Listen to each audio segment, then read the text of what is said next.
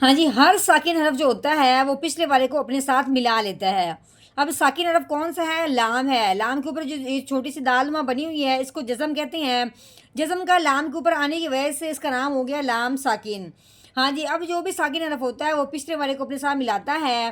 اب جب ہم نے لام سے پچھلے والے حرف کو دیکھا ہے، پیچھے کیا ہے؟ الف ہے، اس کے اوپر کوئی زبر، کوئی زیر، کوئی پیش نہیں لگی ہوئی۔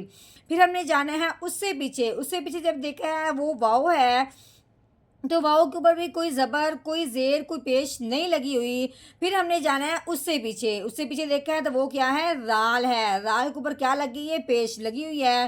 اب ہم نے کیا کرنا ہے کہ اس رال کو اس لام کے ساتھ ملانا ہے اس جزم کی وجہ سے، کیونکہ ہر ساکن حرف پچھلے والے کو اپنے ساتھ ملا لیتا ہے، لیکن ان کے درمیان میں جو واؤ اور الف ہے اس کے اوپر کچھ نہ لگنے کی وجہ سے اس لیے ہم نے رال کو لام کے ساتھ ملا کے پڑھنا ہے۔ ٹھیک ہو گیا؟ جو درمیان والے واؤ اور الف ہے یہ صرف لکھنے میں آئے ہیں، یہ پڑھنے میں نہیں آئیں گے۔ ٹھیک ہے؟ تو اب آپ نے جب رال کو لام کے ساتھ ملانا ہے تو کس طریقے سے پڑھیں گے؟ را لام پیش ذل، کیسے پڑھنا ہے؟ ذل۔ زال کو نرمی سے ادا کرنا ہے، سختی سے بالکل ادا نہیں کرنا، کیونکہ یہ زا کی آواز نہیں نکلتی۔ ہونٹوں کی اوپر والے دانت نیچے والے دانتوں کے درمیان میں ہلکی سی زبان کی نوک باہر کو آئے گی، پھر رال ادا ہوگا، سختی سے بالکل ادا نہیں کرنا۔ یہ تو ابھی ہم نے ایک حرف کی تعریف بیان کی ہے، ایک حرف کو پڑھنے کا طریقہ بیان کیا ہے۔ جب انشاءاللہ ہم مکمل سبق پڑھیں گے تو آپ کو ایک ایک بات کی انشاءاللہ وضاحت محسوس ہوگی۔ نحمده ونصلي على رسوله الكريم اما بعد فاعوذ بالله من الشیطان الرجیم بسم اللہ الرحمن الرحیم۔ السلام علیکم ورحمۃ اللہ وبرکاتہ۔ امید ہے آپ سب خیریت سے ہوں گے، انشاءاللہ جہاں ہوں گے ایمان اور صحت کی نعمت سے مالا مال ہوں گے۔ ہاں جی، تو آغاز کرتے ہیں ہم اپنے آج کے سبق کا دعاؤں کے ساتھ، تو چلیے شروع کرتے ہیں۔ اللهم صل على سيدنا ومولانا محمد وعلى آل سيدنا ومولانا محمد وبارك وسلم۔ رب اشرح لي صدري ويسر لي أمري واحلل عقدة من لساني يفقهوا قولي۔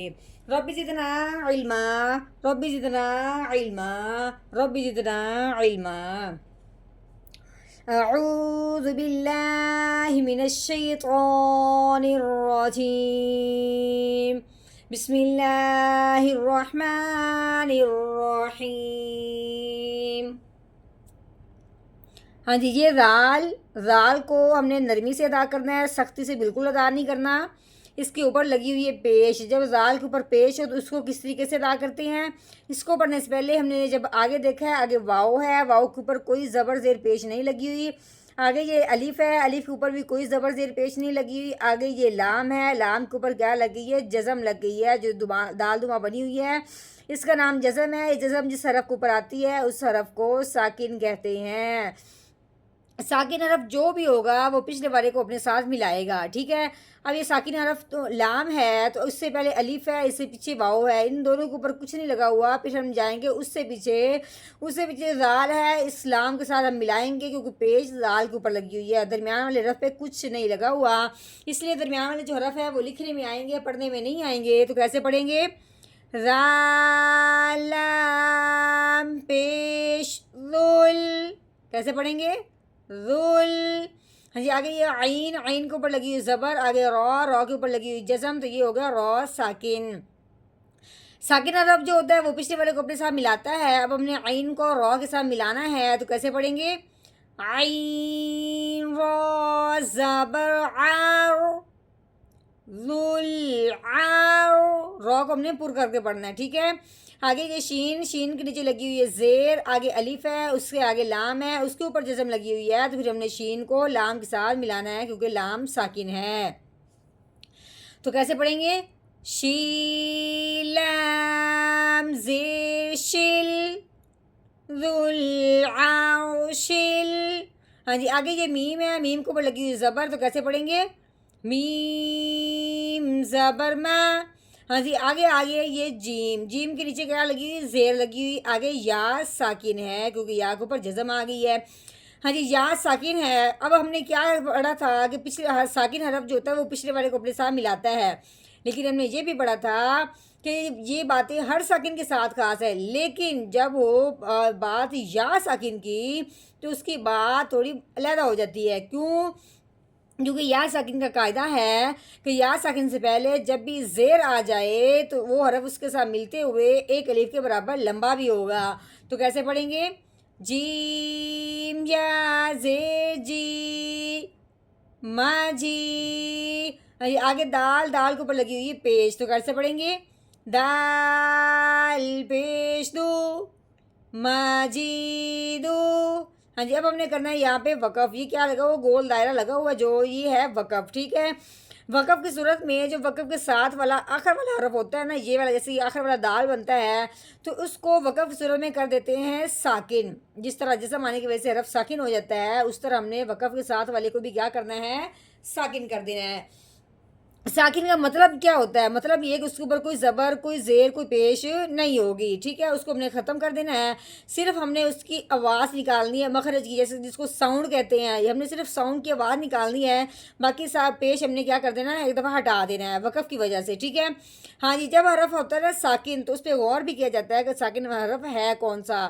جب ہم نے غور کیا ہے کہ ساکن والا حرف دال ہے تو دال کو ہم نے کیا کرنا ہے؟ ہلا کے پڑھنا ہے. اب ہلانا کیوں ہے؟ کیونکہ وقف صورت میں جب حرف ساکن ہو یا وقف کی صورت میں یا جزم آنے کی وجہ سے حرف جو ہوتا ہے نا حروف قلقلہ، اس کو ہلا کے پڑھتے ہیں. اب جو دال ہے یہ حروف قلقلہ میں سے ہے. حروف قلقلہ کے اوپر جب جزم آ جائے یا وقف کی صورت میں ساکن ہو جائے تو اس کو ہلا کے پڑھتے ہیں. اب ہم نے دال کو ہلانا ہے کیونکہ دال حروف قلقلہ میں سے ہے. تو کیسے پڑھیں گے؟ آگے وقف ماجید ماجید، اس طرح ہم نے کیا کر دینا ہے؟ اس کو ہلا دینا ہے.